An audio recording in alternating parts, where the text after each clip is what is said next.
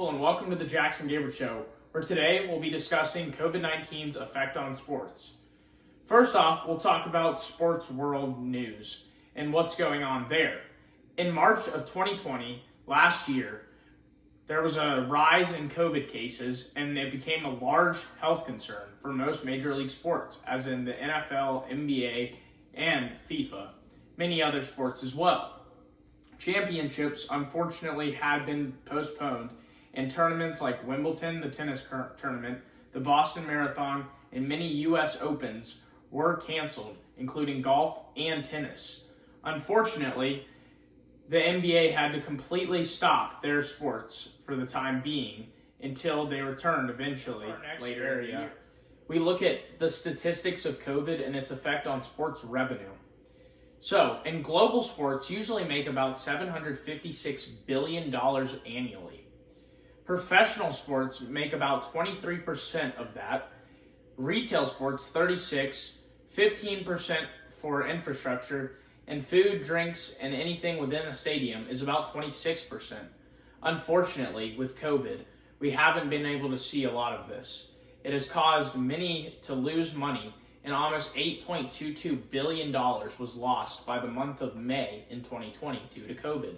In North America, we saw a dramatic drop, as typically $75.7 billion revenue was made.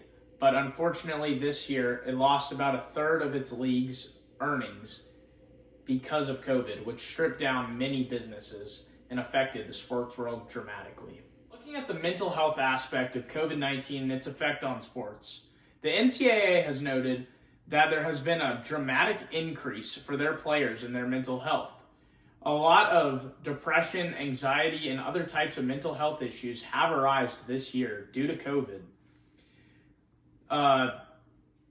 In most instances, the rates of reported mental health concerns experienced with the last month have been 1.5 times higher than ever in that have been historically recorded within the NCAA in college sports.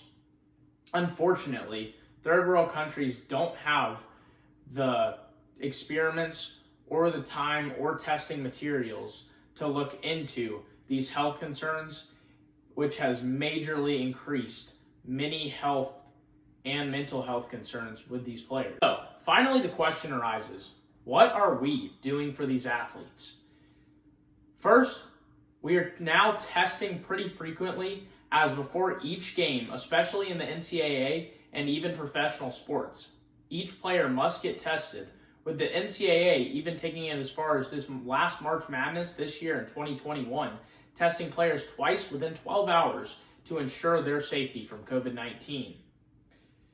Also, a big thing going into it is quarantining, making the players quarantine for 10 to 14 days before even beginning the tournament to make sure COVID stays away. Several teams have also required testing every time they come into the facility just to make sure there are certain precautions away to keep COVID numbers lower.